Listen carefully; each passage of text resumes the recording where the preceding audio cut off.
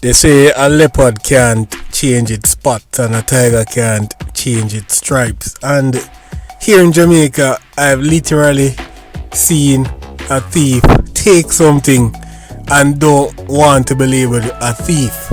And I find that very funny because if you and I steal something, we're going to prison. But it's things like these where because of certain power or positions they want to sweep things under the carpet.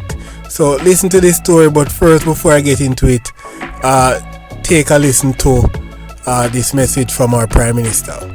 If you have a cough, sneeze, sniffle, fever, flu-like symptoms, or any respiratory illness, by order under the Disaster Risk Management Act, stay at home. Alright, thank you, Mr. PM. And I know many persons are now going to get a lot of cough and sniffles and stay home.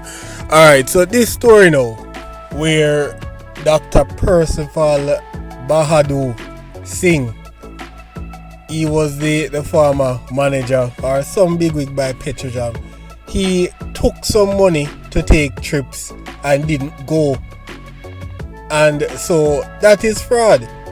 So I saw this comment where this Twitter user said, in Jamaica the typical result will be little or no punishment, since if you are a prominent person, so you are not likely to be found guilty, and if you are, just make sure you have enough assets to pay back what you stole.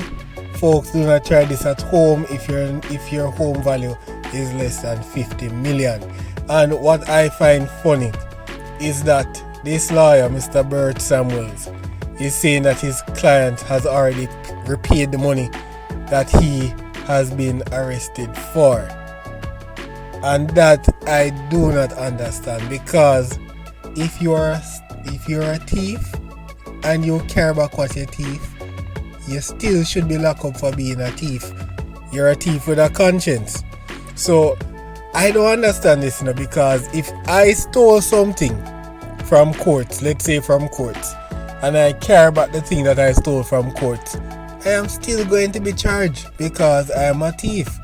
So I don't know what this lawyer is going to argue at. I know that he's a good lawyer, but I do not see what he's arguing for or what the line of argument will be. But the truth of the matter is that his client received money through fraudulent means, and I don't know if he's because he's a doctor.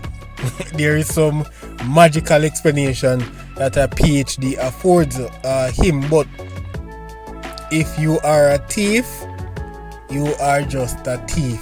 If you return what you stole, you are just a thief with a conscience. So I don't know what Mr. Samuels is saying here, because the client repaid the money.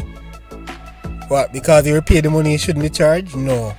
So I don't see how you're going to argue your way out of this, and I would love to see how this man will escape prison, because the truth of the matter is, if he escapes a prison sentence, honestly, the justice system here in Jamaica is definitely not level at all. Because if a man stole a dozen aki, yeah, and if the grace of God make him serve 6 months, imagine this man take $50 million. It could be more. Come on, man.